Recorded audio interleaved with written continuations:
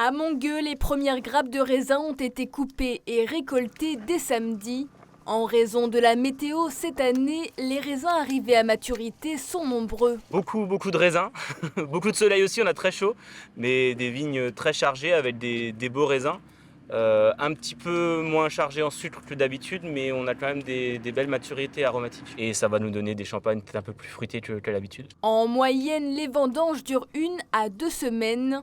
Pour la maison Jaillant, il ne faut pas perdre de temps et récolter le raisin rapidement. Je dirais que depuis une semaine, la maturité, en fait, elle évolue par la chaleur et par en fait la concentration qui se fait, parce que les raisins petit à petit perdent un petit peu en eau. Les fortes chaleurs en fait finissent par entraîner ce qu'on appelle une forme de pourriture, et donc avec des déviations organoleptiques dans les vins. Donc là, rien n'est perdu, mais il ne faut pas du tout perdre de temps dans la cueillette et il faut vraiment y aller à fond. Si les fortes chaleurs ont un effet sur le raisin, elles impactent aussi les vendangeurs. Et on fait en sorte de travailler plus le matin, de faire des plus grosses matinées et des moins grosses après-midi.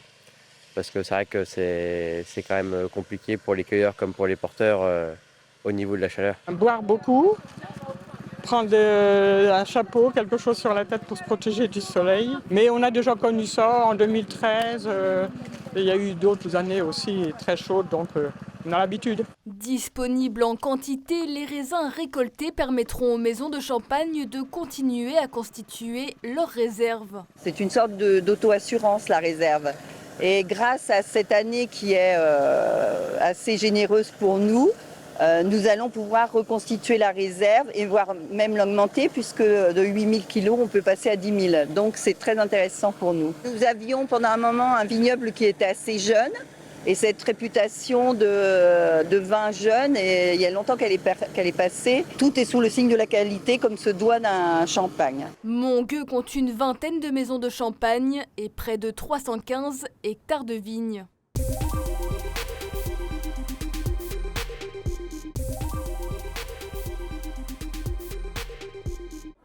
Parents et enfants s'amassent devant le collège d'Algrange. Quelques minutes avant de rentrer dans les salles de classe, le moment est aux retrouvailles et aux appréhensions pour ces nouveaux arrivants. Parce qu'en 6e, c'est là qu'il commence à y avoir de l'autonomie et que ça devient important. Mais sinon, lui, il est serein, donc j'ai envie de dire que c'est le principal. Oui, c'est la première fois, donc du changement. Un petit peu stressé, le père comme le fils, en fait. Ouais. Il y a des nouveaux gens, on ne connaît pas. Mais à force, on s'y habitue. Je suis stressée. Pour moi, ça va, c'est super, hein, c'est pour elle, bien sûr. Après, je pense que le stress, c'est surtout les bus, on ne peut pas se tromper. Il faudra donc adopter une nouvelle routine. Idem pour l'équipe pédagogique, car quelques changements dans l'emploi du temps sont à souligner. Et la principale nouveauté, c'est ce qui se passe en 6e avec l'heure d'accompagnement en mathématiques et en français et devoirs faits pour tous les élèves. Ça va vraiment permettre aux professeurs du premier degré et du second degré de travailler ensemble. Nous avons eu beaucoup de demandes des enseignants du premier degré, donc ça va nous permettre vraiment d'accentuer sur ces savoirs fondamentaux. Année de transition pour les 6e et les 3e. Brevets et orientation seront les maîtres mots. Mais avant cela, on retrouve ses repères et on croise les doigts pour avoir un bon emploi du temps. Les profs ont un peu changé, mais ça va. Et l'emploi du temps, je sais pas, mais je pense qu'il sera chargé. Parce qu'on devra encore plus bosser vu qu'on est en 3e. C'est un grand pas vers l'avenir, là on est en 3e, l'année prochaine c'est le lycée. Et ce matin-là, ce sont 300 élèves qui ont retrouvé le chemin du collège Évariste Galois pour entamer une nouvelle année qui, on l'espère, sera studieuse et sereine.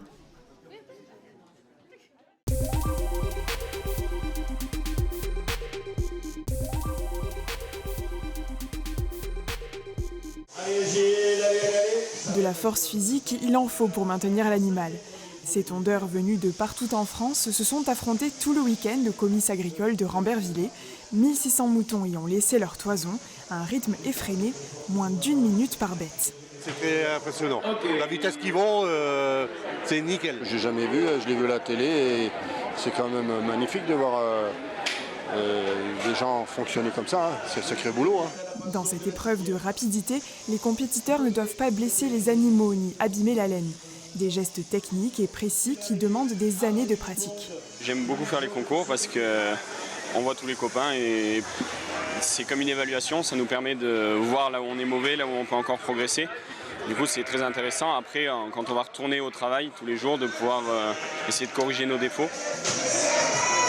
Parmi les épreuves, le concours de tri de laine attire également des concurrents d'outre-Manche.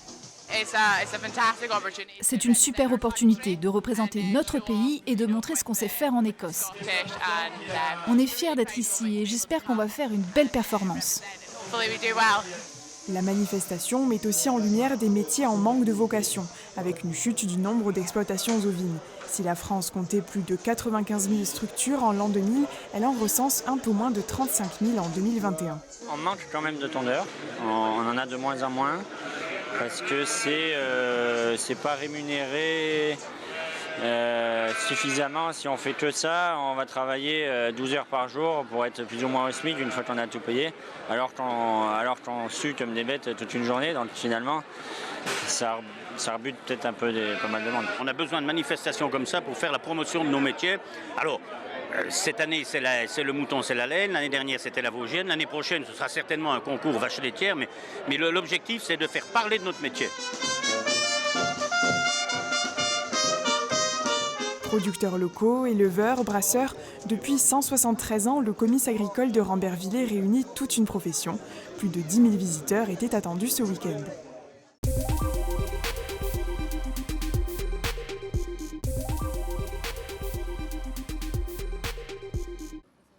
La roue tourne pour les cyclistes de passage à Sainte-Savine. Depuis quelques jours, les feux de l'avenue Gallieni et Leclerc sont équipés de sas à vélo.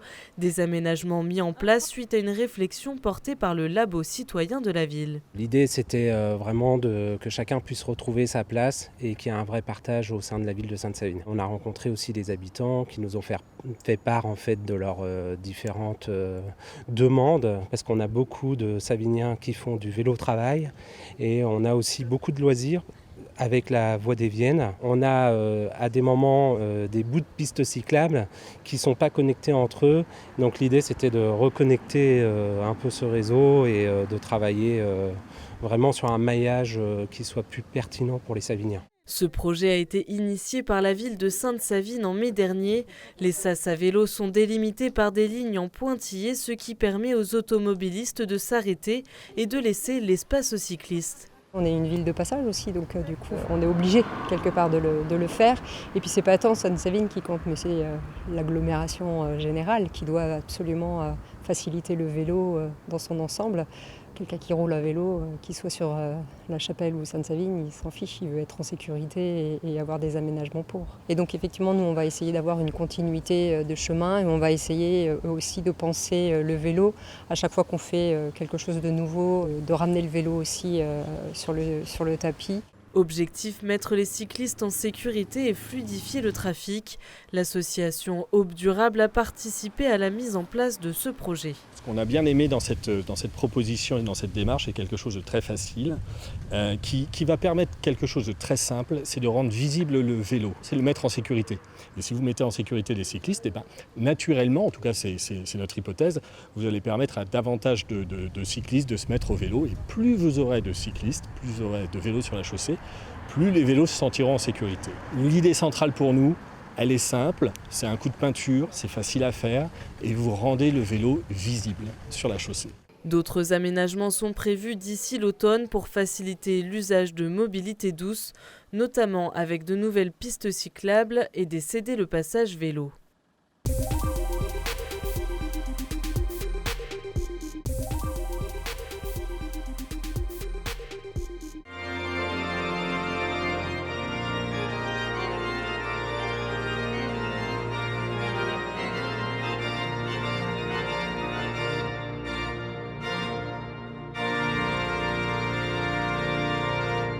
C'est tellement grandiose, c'est tellement beau, c'est tellement raffiné qu'on ne peut pas ne pas aimer. Tout ce qui est architecture, tout ce qui est sculpture, tout ce qui est vitraux, c'est quand même assez magnifique dans cette cathédrale. Et de pouvoir faire résonner de la musique, ou des musiques, puisqu'on fait résonner les musiques de tous les siècles finalement ici, c'est vraiment quelque chose d'assez exaltant. Et Thierry Ferré sait de quoi il parle. Au cœur de la cathédrale de Metz depuis 2 ans maintenant, il ne se lasse pas de pianoter sur les orgues.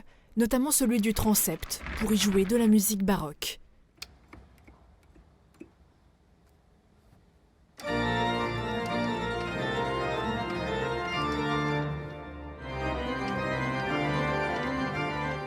On a dans l'instrument un grand réservoir d'air et donc cet air va rentrer dans les tuyaux. Et les tuyaux, l'organisme choisit ceux qu'il va vouloir faire sonner. Et devant nous, nous avons des registres et pour chaque bouton correspond une série de 56 tuyaux. Et s'il veut proposer de la musique romantique, c'est sur l'orgue maître d'hôtel qu'il s'assoit. Un lieu de travail quelque peu insolite fait de tuyaux et de sonorités envoûtantes. Mais le bureau préféré de Thierry, c'est ici, niché à 14,50 m de hauteur, dans l'orgue le plus emblématique de l'édifice, le nid d'hirondelle. C'est ce qu'on appelle l'orgue Renaissance du Triforium. Certains panneaux du buffet datent de 1537, c'est donc l'orgue le plus ancien de la cathédrale. Mais par contre, l'intérieur, tout ce qui est musical, a été refait en 1981. Et le buffet et la partie instrumentale, donc les tuyaux, ont été classés aux monuments historiques.